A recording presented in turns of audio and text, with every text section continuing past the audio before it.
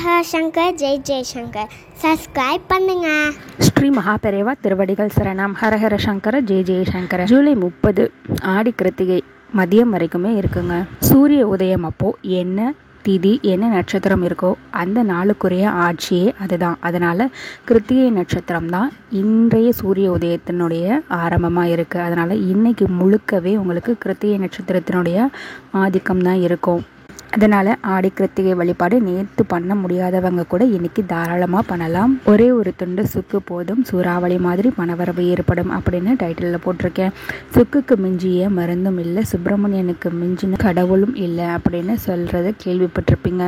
அவ்வளவு அற்புதமான ஒரு தெய்வீக பொருள் தான் சுக்கு. அதுலேயும் முருகப்பெருமானுக்கு உகந்த பொருள். ஒரே ஒரு துண்டு சுக்கு நீங்கள் வாங்கிட்டு வாங்க. அடுத்ததாக ஒரே ஒரு வெள்ளை நிற பேப்பர் எடுத்துக்கோங்க.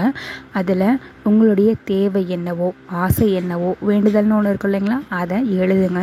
எழுதி அந்த துண்டு சுக்கு இருக்கு இல்லைங்களா, அதை இந்த பேப்பருக்குள்ளே வச்சு சுருட்டுங்க. இதை ஒரு மஞ்சள் கலர் நூலால் நீங்கள் கட்டுங்க.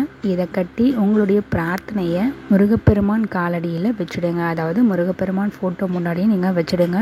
நிச்சயமாக அது எப்பேற்பட்ட கோரிக்கையாக இருந்தாலும் சரி முருகப்பெருமான் நிறைவேற்றி கொடுப்பார். இதோடு கூட நீங்கள் நெய்வேத்தியம் வைக்கும் பொழுது பானகம் வைக்கிறது ரொம்பவே சிறப்பானது. வெல்லம், சுக்கு, ஏலக்காய் இது எல்லாத்தையும் கலந்த ஒரு நெய்வேத்தியமாக நீங்கள் முருகப்பெருமானுக்கு இன்றைக்கி நீங்கள் வச்சு இந்த வேண்டுதலை செய்யும் பொழுது உங்களுடைய வேண்டுதல் உடனடியாக நடக்கிறதுக்குண்டான வழிவகையை முருகப்பெருமான் செய்து கொடுப்பார். ஹரஹர சங்கர ஜெய் ஜெய சங்கர.